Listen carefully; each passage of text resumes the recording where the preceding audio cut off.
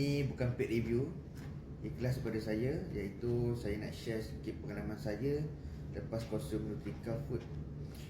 Saya terlibat dalam satu sport injury badminton pada 7 bulan 12, di mana saya mengalami kecederaan yang dikatakan oleh doktor melalui result MRI 3 ligamen saya putus daripada 4. Okay?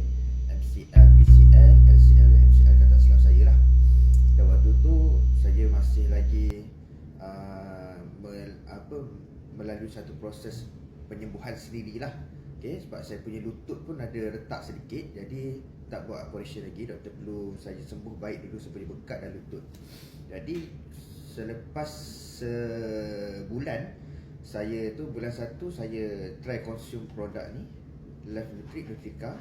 Saya cuba saya konsum tak banyak. Saya cuma hanya ambil satu hari sekali saja, iaitu pagi je saya ambil. Okay, dan saya ambil dan sikit-sikit tu sebagai anak-anak juga. Mana kata bukanlah satu sakit ni 100% saya, anak-anak pun makan-makan sikit. Dan magically saya boleh kata alhamdulillah, selepas next appointment dengan doktor tu, doktor tak buat MRI tapi kaki saya dah surut pada bengkak. Doktor gerak-gerakkan saya punya lutut. Doktor surprisingly, doktor kata, saya tengok awak punya 2 lagi ligamen saya dah baik. Dah macam okey, doktor kata. Dah macam okey. Jadi yang pasti PCL memang confirm tear lah, dah confirm putus. Jadi doktor tanya saya, awak ada konsum apa-apa produk ke? So saya kata, saya dah ambil Nutrika, doktor. Nutrika tu apa? Dia macam functional food. Oh, functional food lah. Supplement lah, bukan supplement, bukan. Okay, functional food awak boleh teruskan. Supplement kalau boleh awak elakkan lah, saya tak ada galakkan. Functional food ni okey, doktor. Alright. Tu daripada pakar lah sendiri cakap. Okay, and then saya pun semalam 13 hari bulan saya operation. Dan satu lagi perkara yang ajaib, iaitu saya punya meniscus, iaitu tapak utama saya antara tulang ke tulang tu. Okay, bukan sepatutnya, memang sure koyak. Sebab saya jumpa 2 pakar. Pakar pertama saya jumpa, pakar kata koyak. Dan pakar kedua yang check MRI pun memang koyak, confirm dia.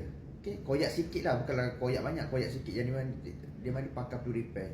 Tapi waktu buat MRI sebelum saya masuk operation, doktor kata macam awak punya meniscus pun dah cantik. Tapi doktor kata kita akan confirmkan sekali lagi lepas waktu operation. Waktu operation bakal masuk kamera akan jelas lah. Dan waktu operation tu memang doktor kata sah, meniscus saya cantik, tak perlu nak buat apa. Dia hanya perlu buat PCL sahaja, iaitu ambil ligamen lain, penderma ligamen luar dan buang ligamen lama, cantumkan. Itu saja. Dan adalah repair sikit dekat ligamen-ligamen yang lain bagi cantik. Jadi saya punya produk dah habis. Saya call saya punya kawan saya, Tok Abah, dan Tok Abah minta untuk saya konsum lagi supaya mana tahu. Saya tak kata ini punca dia, asbab semua daripada Allah. Mungkin asbab makanan saya, doa-doa mak ayah, kita tak tahu. Jadi tugas saya ikhtiar, saya cuba cari jalan sebaik mungkin. Tapi why not, kalau saya dah cuba benda ni tidak mendatangkan kemudarat, malah mendatangkan kebaikan, kita cuba je. Jika baik, amalkanlah. Okay, itu saja daripada saya. Mudah-mudahan siapa yang mengalami sakit-sakit boleh try, sebab ini bukan suplemen tetapi functional food. Assalamualaikum.